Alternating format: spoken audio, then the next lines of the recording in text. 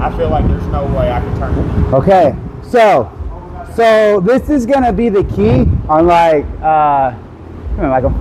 This is gonna be the key, like foot placement. Right here, Jerry, in front of the camera. All right, right here, mount. Okay, and I'm gonna armbar you from here. Yep. Because this is gonna be the angle. Oh, sorry, still got too long a hair, Michael. Okay, if someone goes to an S mount and they're right here, okay, you can turn into them. Go ahead and turn into me. You can bridge into me. Okay, I've got to take that base away, especially in no-gi because everything's so slippery. I have to really get a good angle here, and I've got to be sitting on top of this arm.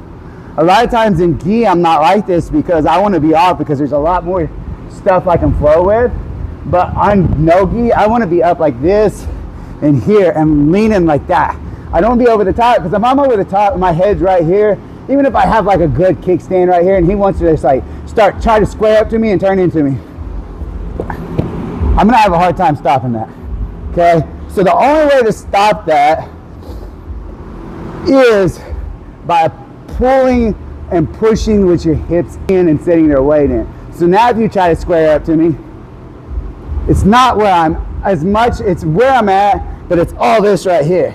That way whenever I go for it, I can lean a little bit, set back, and catch here, or, you know, like I like to do, put my hand on the mat right here, pull myself forward, put that shin right there, and then you see I don't, watch this with my elbow, I pull my elbow across, and that's what finishes it. I don't do this because you see how his arm's bent like that?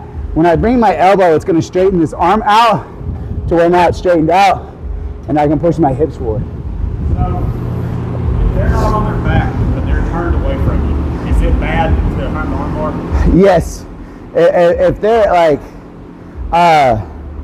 usually like if they're cheek to their back, but I'm guessing like they're rolling away from you? Yeah, he was like this, and I'm going after this arm. Okay, so like, when you're doing that, anytime you're doing an armbar, okay, it doesn't matter what armbar you're doing. I'm gonna give you guys a tip and a hack. Control the opposite arm. Okay, so I'm gonna get you a pretty in-depth understanding on how arm bars work, and I'm even gonna do it from the guard, okay? So if I'm in the guard, and let's say I do traditional, here. Grabbing here really doesn't do anything. We've been teaching it this way forever. I can try to pull down here on his as hard as I can with Michael, and he wants to posture up, he's gonna posture up. Okay, so if I restart this, if I grab here and then I grab like right here on this right here, now as I start going, if he tries to posture up, you see how you've got more of a roll bar by me pulling this in. Okay, so now as I go, and as you try to pull, see how that gap is getting here, and I can hold it and sneak underneath and finish. So that's the reason why it's so hard to armbar, straight armbar from closed guard. His arm? Yeah. So you're reaching and grabbing his arm. Yeah, so what I'm doing is, you're real strong when you do this, right? Really strong when you pull like this, okay? But you're really weak when you do this. So what I'm doing is I'm doing this, and I'm making him do this, okay? So we'll go back from mount.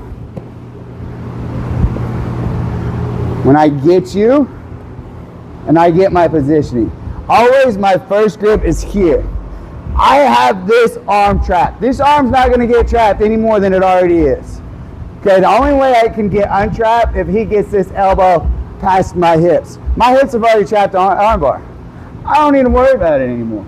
The only thing I need to worry about now is extending it, okay, and his escapes. So that's the reason why I said everything goes to this arm. I no longer have this control here.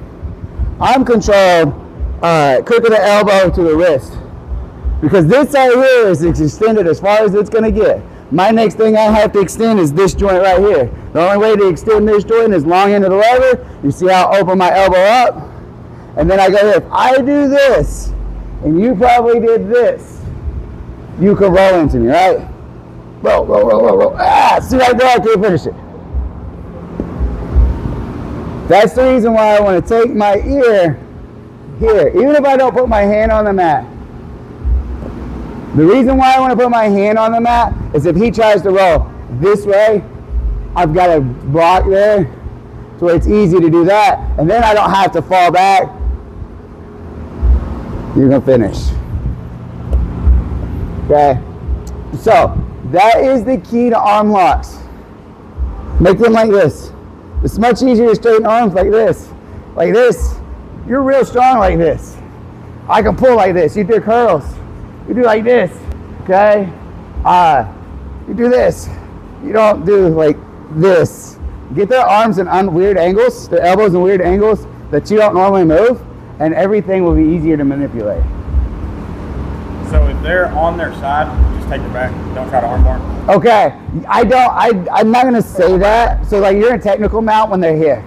Okay, so if I'm here and I'm like here and I'm gonna go for that arm lock, this is where you were saying turn into me. Yeah, if I'm right here, I'm gonna turn into you, but I'm gonna know the turn in, so I'm gonna hook, and I like to sneak this hand right here in front of the other thigh. I don't like to grab this right here because this locks me in. So if it slips, I'm locked in. If I have this right here and I pull back, I can grab and finish like that. Or one thing that I really like to do in no-gi, because that is a transition, right? If I have you here, if I have this arm, let's say we're right here, I'll switch it to my figure 4 grip, and I will armbar from the figure 4 grip in this position. Because even if you, like let's say I can't extend it and you come up, I can control that, take the back, and go right to the choke. So I usually have the figure 4 Kimura grip there because it's just a better grip. Now S-mount, I kind of do that, but a lot of times if they're on their side, anytime someone gives me any hint of back exposure, like even anytime like any hint of this, like right here, I lock it up. This just opened a huge playbook. He's got a couple of things he can do off of it. He can Kimura me back. But if I mind my P's and Q's and what my mind and my P's and Q's from here, if I keep this elbow pointed to the ceiling, there's not a lot he can do. What happens and what happened to you in that tournament is you forgot the elbow control. So when you were going, he was able to turn. That's what happened to you early, Kyle, when you were trying to Kimura me and I armbarred you off of it.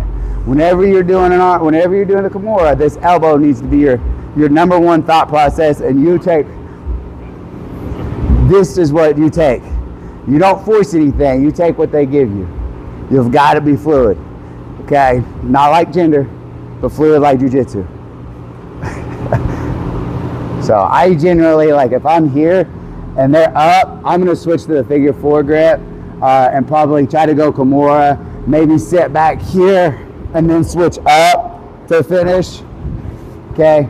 Just you have, what it does is it puts, I'm always trying to control like rotation, turning into me when I'm going for arm bars. S-mount, I pinch the elbows together because that's how I keep him from turning, right? And like if I'm doing a technical mount or something, I like to get the Kimura grip because now as I'm sitting back, I can hold the elbow up, and you're like a stuck turtle. You're trying to turn and your elbow's up, your body's moving against each other, and then you can't really roll to your knees like you want to. And then you can really build off of it. What I like to do is I like to take the back for that really easy choke. Super easy, hit the rear neck of choke because they're not expecting, hey, they're a whole 1%, 100% armbar defense. They're not expecting the back to be taken, not alone like the back getting taken. Choke set in. Because for him to defend, he's got to poke his head up. To roll up, you have to do this motion. You have to posture up. You got to get your head and hips higher. So that's what he's doing to escape.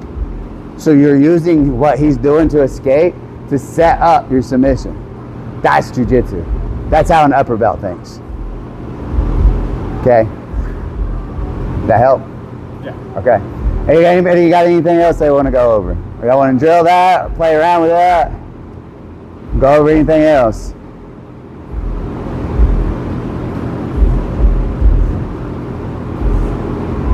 Not all at once now, guys. All right, let's drill it for a little bit and we'll get some more rounds in. All right, 1, 2, 3.